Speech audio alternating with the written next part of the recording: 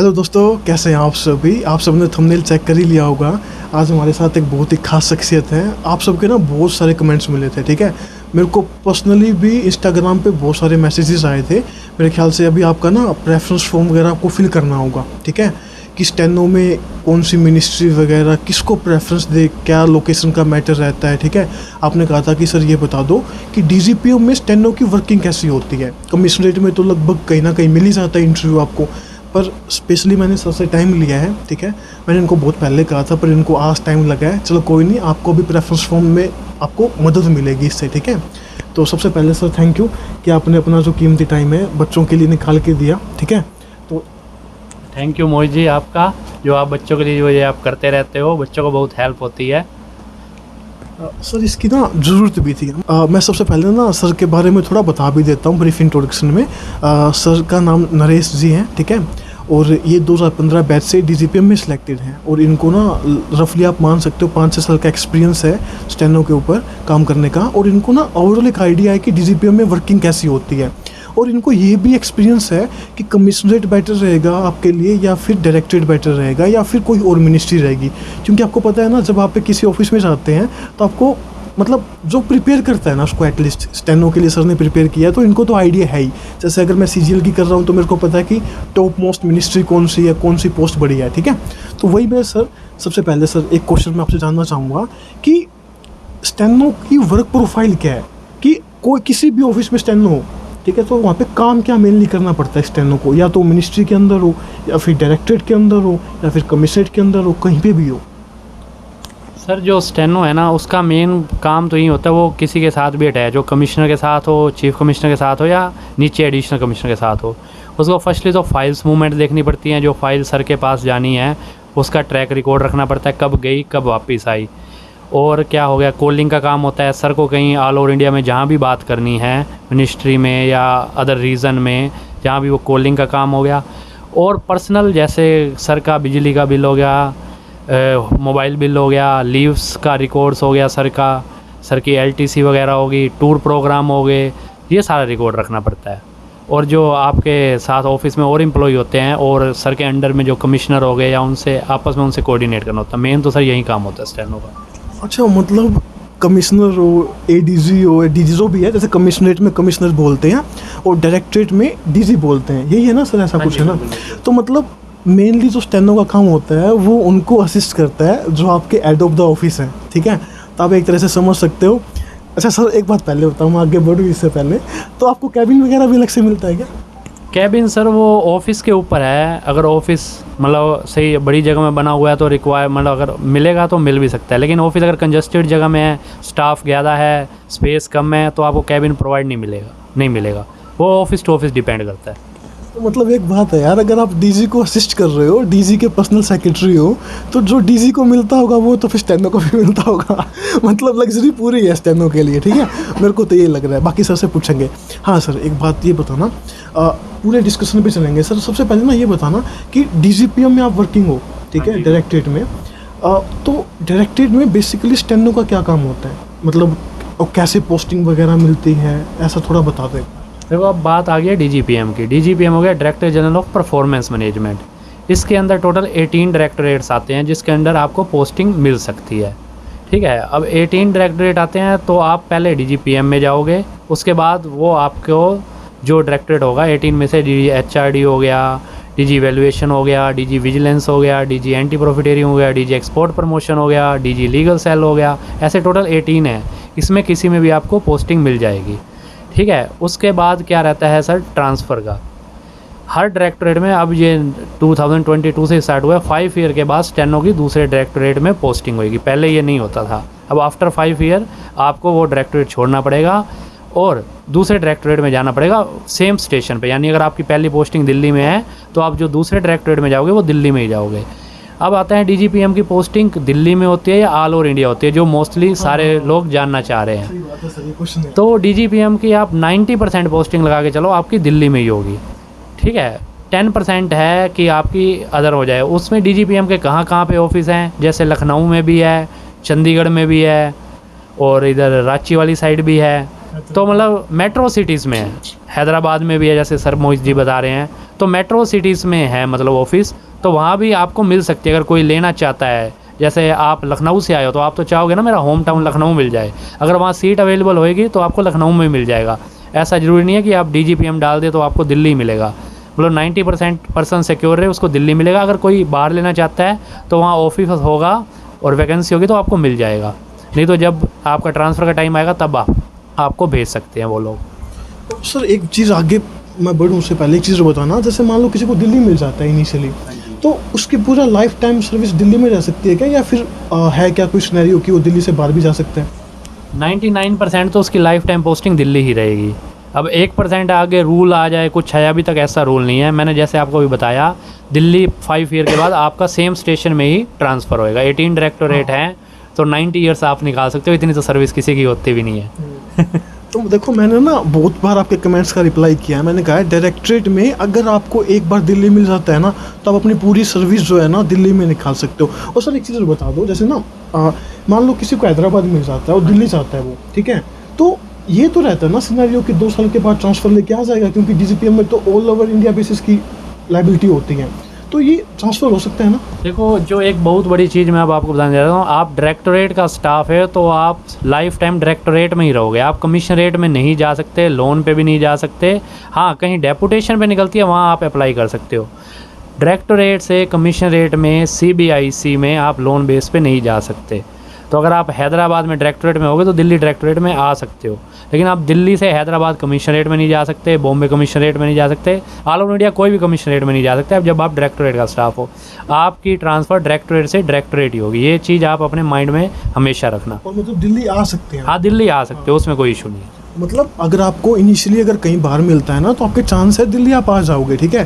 Directorate to director transfer रहता है। और DGPM में मैंने आपको पहले भी बताया है कि ऑल ओवर इंडिया बेसिस पे आपकी पोस्टिंग होती है। जैसे कमिश्नरेट में क्या होता है कि आपको दिल्ली कमिश्नरेट मिल जाएगा तो आप दिल्ली कमिश्नरेट में रह जाओगे, अगर आपको मुंबई मिलेगा तो मुंबई जोन में रह जाओगे, तो ये सीन रहता है, ठीक है।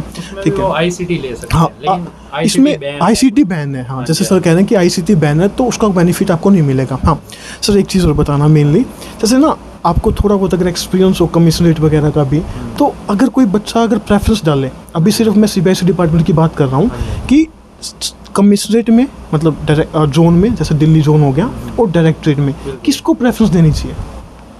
देखो सर ये आपके ऊपर है, आपको पर्सनल लाइफ कैसे चाहिए। देखो कमिश्नरेट में डायरेक्टोरेट के कंपैरिजन वर्क ज़्यादा होता है, इसमें कोई डाउट नहीं है।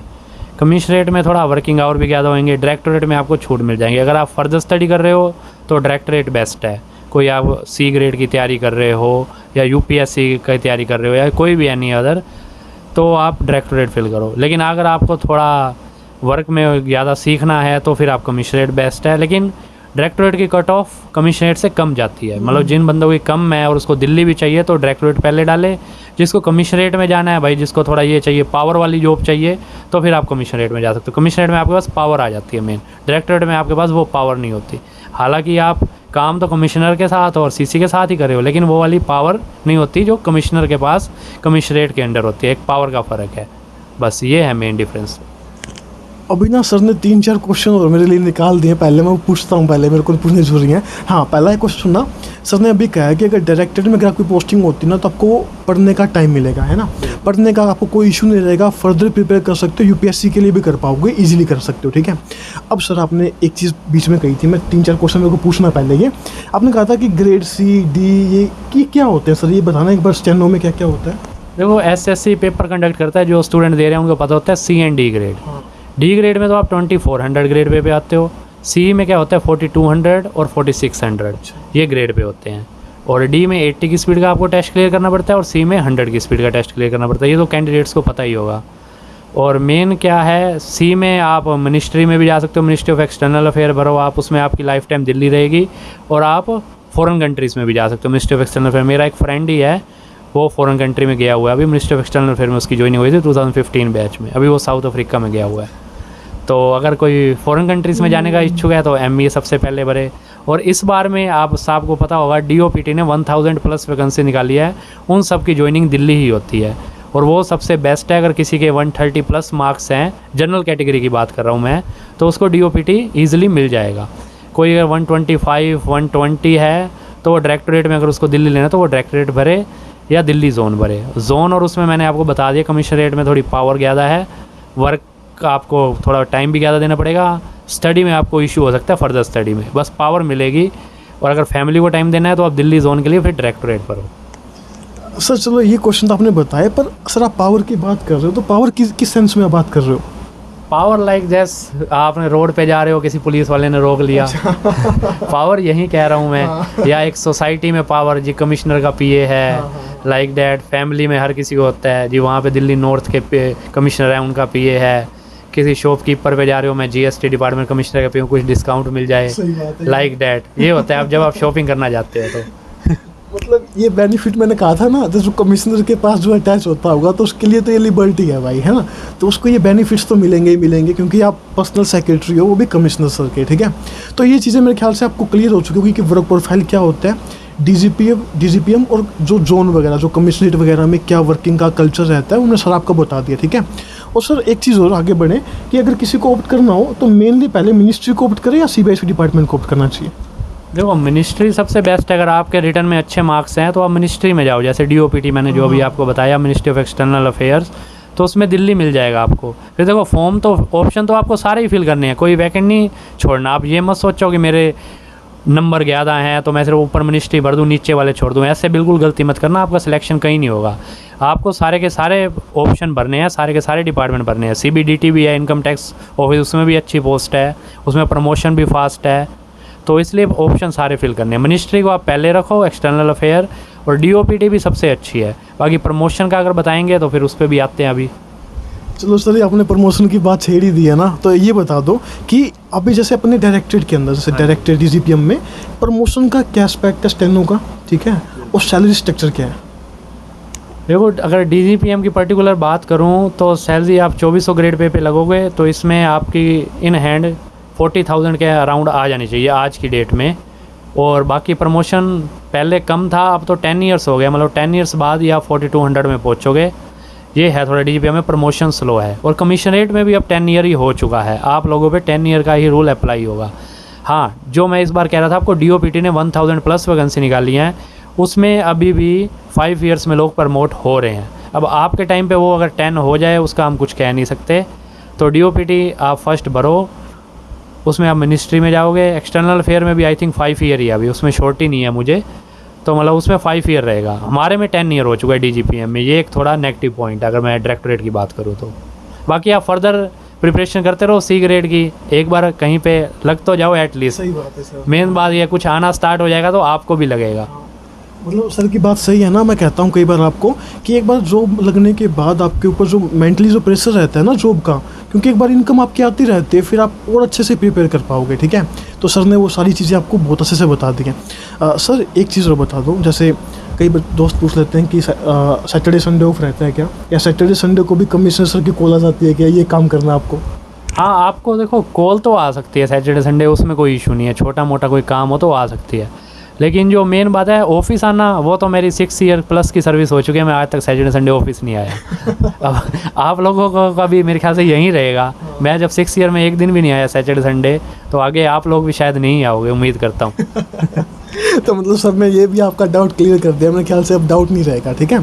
ट्रांसफ़र पॉलिसी सर ने पहले ही बता दी थी कि ट्रांसफ़र पॉलिसी कैसी है डायरेक्टरेट के अंदर, मतलब आपका 5 साल में ट्रांसफ़र होता रहेगा। अगर जो आपको मतलब सिटी मिलेगी, जैसे दिल्ली मिल जाता है तो वेल एंड गुड है, जो नॉर्थ का होगा उसके लिए तो बहुत अच्छा है, और अगर बाहर भी मिलता है तो ट्रांसफ़र आपका हो जाएगा डायरेक्टरेट के अंदर, तो ये रहता है, ठीक है। सर एक चीज़ और मेनली जो बताना, जैसे ना आपने अपने टाइम में प्रिपेयर किया होगा, ठीक है, तो आज कई ऐसे बच्चे हैं सर जो मतलब चाहते हैं कि हम भी अच्छे से प्रिपेयर करके स्टेनो लग जाएं, ठीक है। आपको पता है यहाँ पे मतलब +2 के बाद आप प्रिपेयर कर सकते हो, और स्टेनो थोड़ा सा इतना आसान नहीं है, मतलब बहुत थोड़ा सा मुश्किल रहता है। तो आप क्या टिप्स देना चाहोगे कि आप ऐसे प्रिपेयर कर पाओ? देखो सर, जो स्टेनो का सिलेक्शन होता है ना, इसमें रिटर्न के मार्क्स मैटर करते हैं आपके। अगर आप लोगों का रिटर्न्स ठीक है, और मैथ तो हमारे में आता नहीं, 100 मार्क्स का इंग्लिश आती है, 50 की जीके, 50 की रीजनिंग, तो रिटर्न बेस पे आपका सिलेक्शन होता है। स्टेनो तो जस्ट क्वालिफाई नेचर होता है, आपकी 1% मिस्टेक है या 5% मिस्टेक है, कोई मैटर नहीं करता, आप जस्ट क्वालिफाई हो। तो मेन बात रिटर्न की, तो देखो आजकल बहुत ज़्यादा कंपटीशन हो गया है, इवन देन CGL वाले स्टूडेंट्स भी छोड़ के स्टेनो में आ रहे हैं। ये तो हमने देखो, तभी तो 5 लाख प्लस कैंडिडेट आ रहे हैं। मेन बात है स्टेनो सीखना। स्टेनो सीखने में सर टाइम 6 मंथ्स तो बुक में लग जाते हैं कंप्लीट होने में। स्लो में करो या मतलब से अगर एवरेज स्पीड बताऊँ तो 6 मंथ्स तो बुक को देने चाहिए। जितना टाइम आप बुक को दोगे ना उतना बेस्ट है, वो आपकी एक तरह की रूट है, वो जितनी आपकी परफेक्ट होगी उतनी जल्दी आप कैप्चर करोगे। स्पीड इजीली 6 मंथ में 80 की आप क्रॉस कर देते हो, क्योंकि स्टेनो में वही कैलाश चंद्रा मैटर ही बोल रहा है। इस बार भी 3 बार कैंसिल हुई, कैंडिडेट को पता ही होगा, टफ बोल दी गई थी डिक्टेशन, फिर दोबारा कैंसिल हुई, फिर अब दोबारा वापस कैलाश चंद्रा पे, मतलब लास्ट में कैलाश चंद्रा पे ही आ जाता है SSC, इससे ऊपर नहीं जाता। पता नहीं क्या रीज़न है क्या नहीं है। तो स्टेनो में बुक प्रिपेयर करो, ग्राम लोग और कॉन्ट्रैक्शन होती हैं सर स्टेनो के अंदर, आपको तो शायद नहीं पता होगा, उसको अपना परफेक्ट करो, डेली उनकी प्रैक्टिस करो। तो 8% मिस्टेक बहुत होती हैं, स्पेलिंग की हाफ मिस्टेक होती है, तो कुछ इतना इशू नहीं होता। मेरी खुद इवन देन 800 का स्टेनो का टेस्ट हुआ, टोटल 8 मिस्टेक आई थी, मैं खुद सरप्राइज था इतनी कम कैसे आ गई है। अब तो कंपटीशन बहुत बढ़ गया है, क्योंकि मेरे सेंटर में भी 800 में 8 नहीं आती थी, 15, 20 इतनी आती थी जब हम सेंटर भी प्रिपरेशन करते थे, और स्किल के अंदर जस्ट 8 आई थी, मैं खुद सरप्राइज था उस टाइम सर। सर वीडियो का ना एंड करूँ इससे पहले एक लास्ट क्वेश्चन आपसे ले रहा हूँ सर, कि जैसे प्रेफरेंस वगैरह जैसे बच्चे फील करेंगे सर, तो जैसे सर उनको जैसे बहुत डाउट रहता है सर, आपको पता है कि बच्चे दूर पोस्टिंग ले लेते हैं, फिर एग्ज़ाम देते हैं, फिर नज़दीक आते हैं, तो आपके हिसाब से उनको होम पोस्टिंग को प्रेफर करना चाहिए या फिर हायर पे ग्रेड को प्रेफर करना चाहिए? देखो सर, फैमिली ही सारा कुछ होता है, जो मैंने अपना पॉइंट ऑफ व्यू बता रहा हूँ। अगर आप 10-20 हज़ार रुपये एक्स्ट्रा भी कमा रहे हो, लेकिन आप फैमिली से दूर हो, आप ट्रैवल का एक्सपेंस लगा लो, और कुछ सुख होता है दुख होता है घर में, आप घर वालों के पास नहीं हो, फिर आपको एट ए टाइम इमरजेंसी में फ़्लाइट बुक करनी पड़ती है, फिर पहुँचते हो, तो मनी तो सर वो कवर हो जाता है। तो मेरे अकॉर्डिंग तो जो आपका होम टाउन है 24 ग्रेड पे मिल जाए वो सबसे बेस्ट है, 2400 पे, ना कि आप 4200 पे जाओ CBIC में और आपको बाहर मिले। तो बाकी हर किसी का अपना है, जैसे किसी के 3 ब्रदर हैं तो उनको पता है मेरा भाई पीछे बैठा है वो कर लेगा, फिर आप बाहर जा सकते हो। अगर आप इंडिविजुअल हो, कोई घर में माँ पेरेंट्स, तो देखो ओल्ड एज ही होंगे इस टाइम पे, क्योंकि आप सारे 25 प्लस हो गए, तो उस हिसाब से घर की पोस्टिंग ही बेस्ट रहती है। बाकी हर किसी का अपना व्यू है, किसी को क्या चाहिए किसी को क्या चाहिए। भाई देखो, आपका ये क्वेश्चन भी मैंने सबसे पूछ लिया है, अब वो इंडिविजुअली डिपेंड करता है, अगर आप कैसे क्या चाहते हो, आपकी प्रेफरेंस क्या है। अगर आपकी हायर पे ग्रेड है, कहीं पे भी लोकेशन मिल जाए तो उस हिसाब से फिल कर देना। अगर आपको ये लगे कि मेरे को होम पोस्टिंग चाहिए तो आप फिर उस हिसाब से थोड़ा लोअर पे ग्रेड पे आ जाना, तो आपको लोकेशन भी मिल जाएगी, ठीक है। तो सर एक लास्ट में अगर कोई बच्चों को कुछ टिप्स एक्स्ट्रा कुछ बताना चाहते हो आप अपनी तरफ से? सर टिप्स तो बस अब यही है, इनका एग्ज़ाम तो हो ही चुका है, रिटर्न भी हो गया और स्किल भी हो गया, अब तो बस ऑप्शन फॉर्म आना है, जिसकी इंक्वायरी आजकल चल रही है, मेरे पास भी कॉल आते रहते हैं। सर एक्चुअली मैं आपको सही बताऊं, जब मैंने 2015 बैच में क्लियर करा था तो हमें भी नहीं पता था DGPM क्या चीज़ है। और मैं भी अगर मैं आज दिल्ली में बैठा हूं तो किसी की हेल्प से ही बैठा हूं, किसी ने मुझे सच में बताया था आप DGPM भर दो आपको दिल्ली मिल जाएगा। मेरा फैमिली का इशू था, नहीं तो मैं भी आज कहीं बॉम्बे या अहमदाबाद कहीं बैठा होता। तो मैं तो उस पर्सन को आज भी मेरी बात होती है तो उसको थैंक्स करता हूँ, मैं झूठ नहीं बता रहा। अभी वो कुछ टाइम पहले ही मुझे मिले हैं, लेडी थी एक्चुअली, वो DGPM में कहीं वर्किंग है, मैं एग्जैक्ट बता नहीं सकता, डिस्क्लोज़ नहीं कर सकते। तो मैं उनको जब भी मेरी फ़ोन पे बात होती है, क्योंकि उन्हीं की वजह से आज मैं दिल्ली में बैठा हूँ, नहीं तो मैं आज सर अहमदाबाद बैठा होता। तो मैं वही चाहता हूँ, अगर मुझे किसी ने हेल्प करी मैं भी आज लोगों की हेल्प कर दूँ। बहुत से कैंडिडेट है जिनको पता ही नहीं होता DGPM क्या चीज़ है क्या चीज़ नहीं है। तो आप कोई डाउट नहीं है, आपके मार्क्स कम हो तो आप DGPM भरो, आपकी 90% पोस्टिंग दिल्ली में हो जाएगी। देखो कम मार्क्स है तो आप दिल्ली मिलने की वैसे भी उम्मीद नहीं कर सकते, एक DGPM एक आपके पास चांस हो जाएगा, दिल्ली मिल जाएगा। सही बात है सर, मेन बात ये है सर। बाकी DOPT भी आप फिल करो सबसे पहले, उसके बाद DGPM कर देना, मेरा तो सर ये ओपिनियन है, बाकी कैंडिडेट्स जो चाहें। और सर जैसे मेरे को ना ये भी लगता है, जैसे अपना जो DGPM है ना वो एक्सपोजर ज़्यादा देता है, आपको 5 साल में ट्रांसफ़र देता है, आपको दूसरे कमिश्नर के साथ या डायरेक्टर जनरल DG के साथ काम करने का मौका मिलता है। नहीं सर, इसमें आप गलत हो सर। DGPM में 5 साल की बाद पोस्टिंग होएगी, लेकिन जिस डायरेक्टरेट में आप जाओगे ना उसमें आप जिस कमिश्नर के साथ हो गए या चीफ कमिश्नर के साथ हो गए वो तो 2-2 साल बाद चेंज होंगे। अच्छा, तो आपको 5 साल में 3-4 आप कमिश्नर और चीफ कमिश्नर के साथ काम कर चुके होंगे। अब मेरी 6 ईयर की सर्विस है और मैं 5 के साथ काम कर चुका हूँ यहाँ पे। पहले ही हाँ, वो आपको पहले ही मिल चुका है, क्योंकि कोई भी CC आएगा या कमिश्नर आएगा वो 2 साल से ज़्यादा आपके डायरेक्टरेट में नहीं रहेगा, इनका 2 साल के बाद ट्रांसफ़र होता है। तो इट मीन्स हर 2 साल के बाद आपको नया ऑफिसर मिलेगा जिसके साथ आपको काम करना पड़ेगा। तो आपका ये सर पॉइंट है, 5 साल के बाद तो पूरा ऑफिस ही चेंज होना है आपका।